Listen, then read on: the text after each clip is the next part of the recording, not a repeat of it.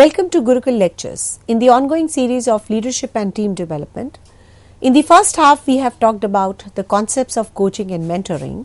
In this particular part of my presentation, I would be talking and dwelling more on the concepts and the overall benefits what we have on coaching and mentoring. So the words mentoring and coaching are often used interchangeably, but they have a different orientation and the meaning. Both have a specific goal and both are employee centric, as far as their learning and the career development is concerned. Both at the end help in realizing the potential of an employee. The first is your relationship focused and the second is your client focused. So both the role definition, tools, etc. are different for coaching as well as mentoring. Mentoring is more informal and the coaching is little formal. So when you talk about a mentoring, an informal association focused on building a two-way mutual beneficial relationship for a long-term career movement, whereas a coaching can be centered as partnering with a client in a thought-provoking and a creative process that inspires him to maximize his personal and potential, etc.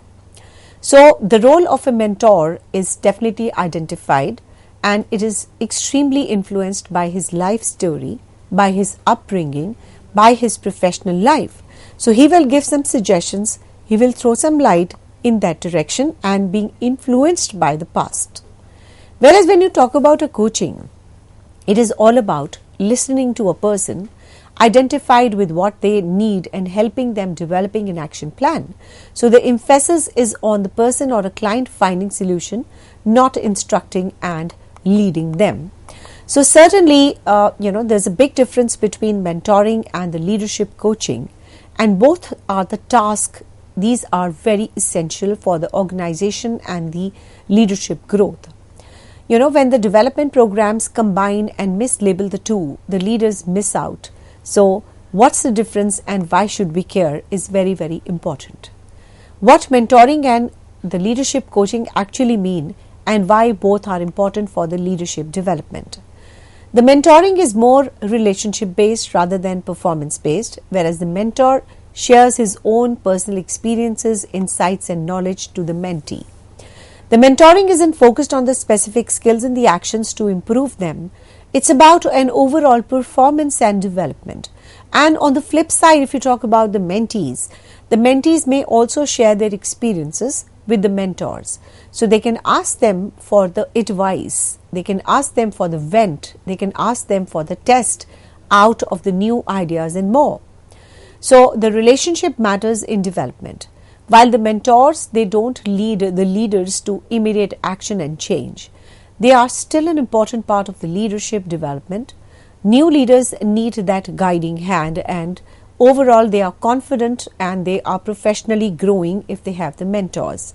So, we talked about few examples and, everyone said that 61% of the people said by a, interview, a survey done by Deloitte that they are having somebody to advise them, they feel very good and they are really benefited.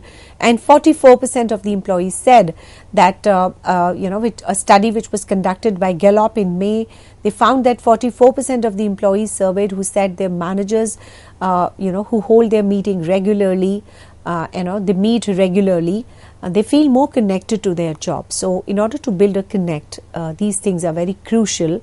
And the mentoring is very critical in keeping the leaders committed to their job and striving to be better. So when you talk about the coaches focusing on the action, the mentoring comes from the experience of the mentor, whereas the relationship coaches does the opposite. It comes from the experience of those being coached. So the mentors share their experiences, but the coaches prompt the leaders to reflect on their experiences and draw their conclusions. So a mentor will point out what he or she thinks as a mentee could have done better, while the coach will always ask the individual about what he or she could have improved on as to how to make it happen. Leadership coaching is more active and requires the leaders to think not just by improving, but also how to create an action plan. So, when you talk about a reflection makes a better leader, when the leaders are told that they need to change or say how they should have handled a situation, they will typically agree to do better things next time around. But the coaches make sure that these aren't just empty promises, there are plans for action. The leadership coaching pushes the professionals to set a specific plan for improvement, and they can follow through and actually change their behavior and improve their skills. So coaching requires the leaders to draw their own conclusions and develop their own strategies and solutions. The strategy apparently works. There was a study conducted in 2015 by Harvard Business School, and the interesting findings are as follows. So as per a study in 2015 by HBS, that is the Harvard Business School, they found that the participants who were asked to stop and reflect on a task, they would just performed improved at a greater rate than the participants who were merely practiced the task. So now coming on to the importance of mentoring and coaching. Both mentoring and the leadership coaching are, very important part of the development. Outside advice and insights from a mentor can really help the leaders to see the new ways of proceeding and learn from their experience of others. The opportunity to reflect on their own experiences and get help setting specific plans for improving the help those the same leaders improve their practical leadership skills. Now coming on to the leadership mentoring. Creating a strong pipeline of the capable leaders, commonly referred to as a succession planning, is one of the core jobs of all executives and the people professional face. It's not just their job to ensure the success today, but to see the company up for the success tomorrow as well. So this means what? This means that an organization must constantly have an eye trained on the future, and the people will take it there.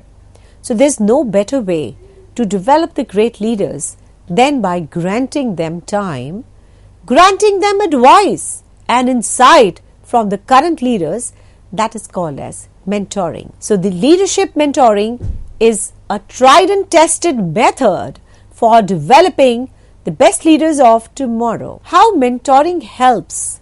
Imagine if you could sit down with your future self and ask for an advice.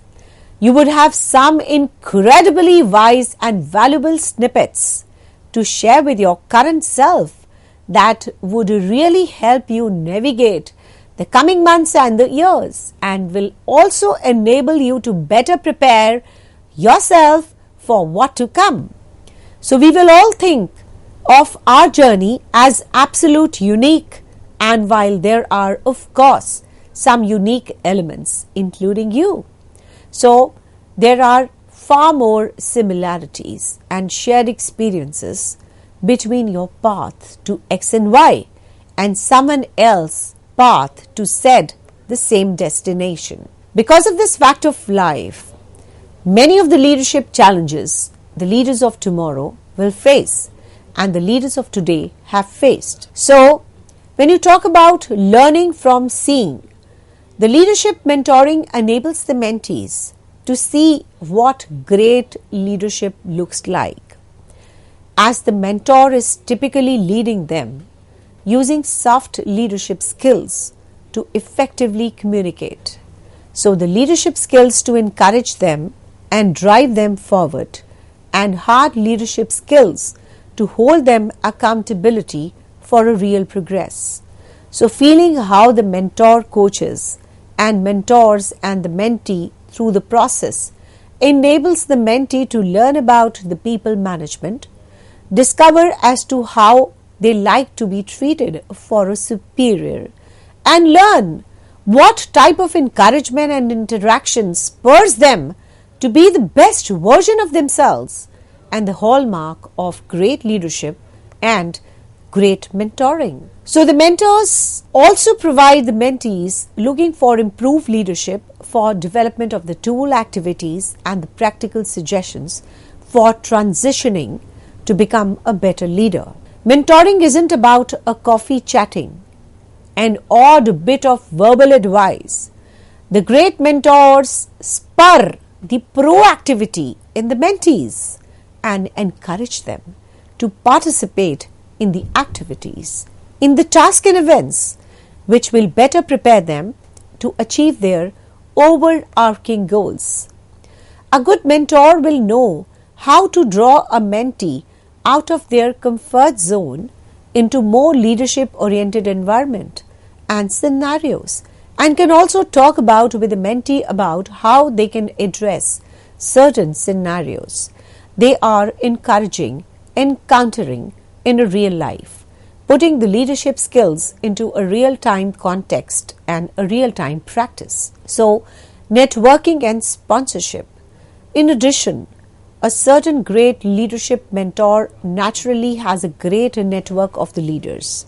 He or she can certainly push a high-performing and a diligent mentee in a direction of other leaders who can really help you develop and manage your growth. So the leadership mentor likely has some power or influence at their organization or in their friend circle to sponsor the mentee into a leadership role.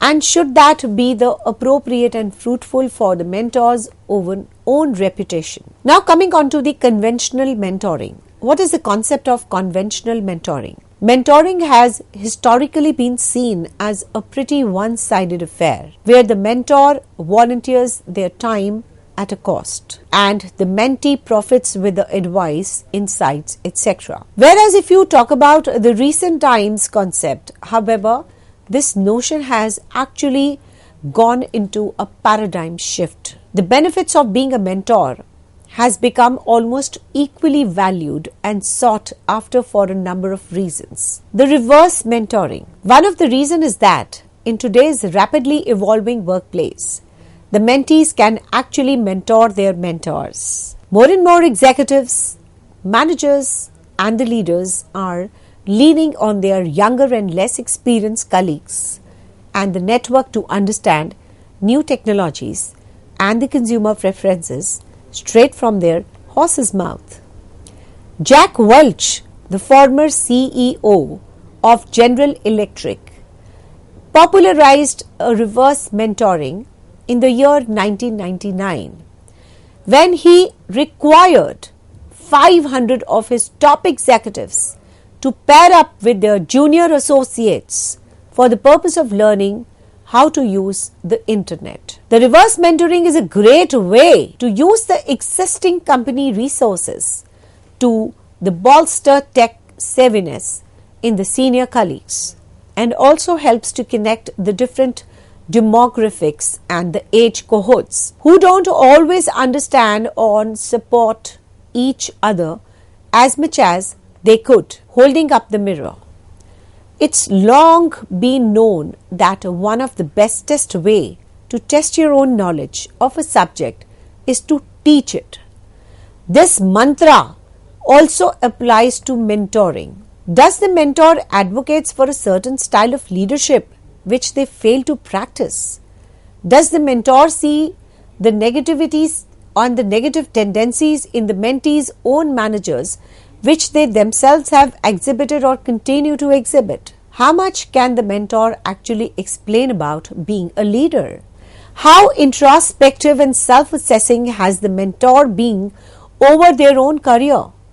So these are the questions which are naturally surfaced when a mentor talks to a mentee about a relationship and the leadership. Interacting with the different types of people. Mentoring is also different from the management in that a mentor can elect to support and advise the mentees outside of a group of people they are forced to manage on a daily basis, while a number of mentors elect to stay inside their domain and the spheres of influence. They can elect to expose themselves to a variety of people and different type of personalities and the leaders.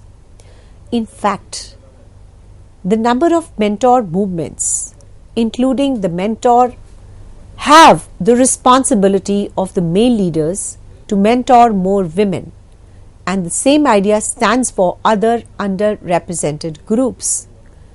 This type of leadership mentoring serves the mentor extremely well, and they get to interact with a different type of people, broaden their own horizons, and it also has the right thing to do so. Now coming on to how leadership mentoring levels the playing field. One of the known reasons that there is an underrepresentation of certain groups and individuals of the leadership level is that these groups simply don't have the mentoring, they don't have the sponsorship or a support network required to be there. It's also harder for them to seek out the examples and the inspirations in the world where the people like them have a struggle to blaze that trail in the past. So the leadership mentoring at the individual level and the organizational level, so truly levels the playing field for all people. And when the female leaders mentor prospectives, female leaders, they can speak to what it looks to break through the glass ceiling. When the ethnic minorities are mentored by the people who look and sound like them, they understand that they can get there too also. The leadership mentoring provides the underrepresented groups with the exact arsenal and the cognitive fuel they need to push through the obstacles and make it into the leadership positions. When they can mentor, give back, and the jolt the status quo and tired paradigm of leadership, we have to come to know and not necessarily love. Actively mentoring for diversity and the inclusion is the responsibility of all of us. Now coming on to leadership coaching. Leadership coaching is one of the most effective tools available to take the leadership development to a deeper and a more substantial and the other way, while focused on the individuals or on your entire organization. The coaches expand perspective, inspire, and provide a challenge and support like no one else. The leadership development coaching can really help an individual leader, a team work group, or an entire workforce to unlock their full potential. So both the leadership coaching and building coaching skills can have a lasting impact on an organization's ecosystem of the leadership. The research has repeatedly found that the leaders who receive a coaching are viewed as significantly more effective and tend to be more satisfied in their jobs. Now coming on to coaching. Coaching also leads to an increased self-awareness, improved critical thinking skills, accelerated learning, better team performance, and sustainable organizational change. It also ignites the individual, team, and organization effectiveness by partnering with us for the leadership development coaching. Most of the managers got their role because they are excelled as an individual contributors, but the management is a new skill that needs to be developed. So overall we can say the rapid pace of the change today has resulted in a new approach to the management and the leaders. Gone are the days where the command and the control were the best tools as a manager had to use. Instead, managers are offering support and guidance rather than the instructions for the employees. The managers are adopting more coaching style techniques to lead their teams. And in this coaching environment, employees learn to adapt better and use the innovation to pave the way for the business growth. The correct application of leadership coaching strategies can develop the successful mentoring, the relationship at your organization, starting a workplace mentoring, The program is simplified through the application of mentoring software. So programs like Together Guide, registering and pairing the mentors and the mentees, creating the reports. So it will save your time and money and enable you to build a workplace, mentoring the programs that can actually change your office culture and your organization future employee career. Doing this will also help in developing the higher performing companies and increases accountability and decreases the feeling of alienation. The managers are key to cultivate an inclusive workplace. So this role requires them to offer the support, advice and the encouragement to employees at a right time. Unfortunately, this is not always easy to do. The managers need to develop their leadership skills to be very effective. Reducing the feelings of alienation from work that employees can have will lead to a better, more robust workplace culture and a more successful organization. As a manager, you knew what needed to be done. You taught others how to do it and you evaluated their performance. It also commands and control was the name of the game, and your goal was to direct and develop the employees who understand how the business worked and were able to reproduce its previous success. Rapid, constant and disruptive change is now the norm, and what succeeded in the past is no longer a guide to what will be succeeded in the future. So 21st century managers simply don't and can't have all the right answers. To cope up with this new reality, the companies are moving away from the traditional command and control practices and towards something which is very, very different. A model in which the managers give support and guidance rather than instructions, and the employee learns how to adapt to constantly change the environment in the different ways that unleash the fresh energy, innovation and commitment. The role of the manager in short is becoming that of a coach. That is dramatically, fundamentally shift. Overall, the past decades, we have seen it in our ongoing research on how the organizations are transforming themselves for the digital age. We have a disconcerted it from what our executive students and coaching clients have told us about the leadership skills they want to cultivate in themselves and throughout their firms. And we have noticed that more and more of the companies we work with investing in training their leaders as coaches.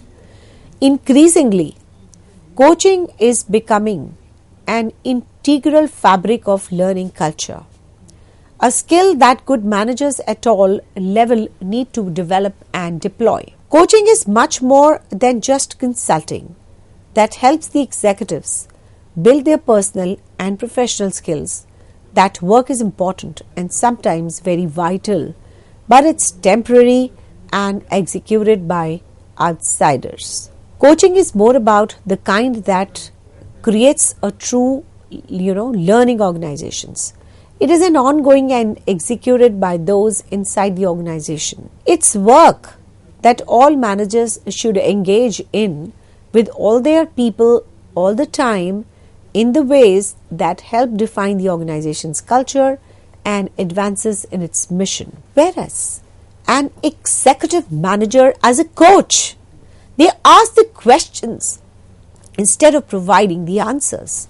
It supports the employees instead of judging them. And it also facilitates their development instead of dictating what has to be done. So the companies are moving away from the traditional command and control practices. This conception of coaching represents an evolution. Coaching is no longer just a benevolent form of sharing what you know about somebody less experienced or less senior. Although that remains a valuable aspect, it's also a way of asking the questions as to a spark inside in other person. So the Sir John Whitman, a leading figure in the field, defined it as skilled coaching involves unlocking people's potential to maximize their own performance. The best practices, the best practitioners have mastered both the parts of the process, imparting the knowledge and helping others discover it. And they are artfully doing it in both the situations. What is the leadership coaching? The leadership coaching is an approach to management training that focuses on developing the leadership capabilities in the senior managers and the high potential employees. The leadership coaching for the managers cultivates an atmosphere that encourages the exploration, experimentation, learning, innovation, and the change. So this approach emphasizes listening, asking questions, giving participants options rather than the directions. So this is much more, effective than telling employees what to do, but to give an employees an option and a plethora of alternatives that you can do and opt what suits you. So through this process of building up the managers to become a better leader, they discover how to access and use the organizational resources while settling and pursuing the goals of the overall organization. So overall we can say that we are in the building of making the managers. We are in the making of, expanding the potential of the leaders. So we have to make them better. We need to, give them all the resources. We need to give them all kind of an exposure. We have to give them an alternatives. We cannot direct them that this is the way they should follow. We should give them the domain and the overall other paths and leave it to them that these are the, plus and the minus of each path. You have to decide which path to follow in order to pursue their goals and, embark on the path of excellence.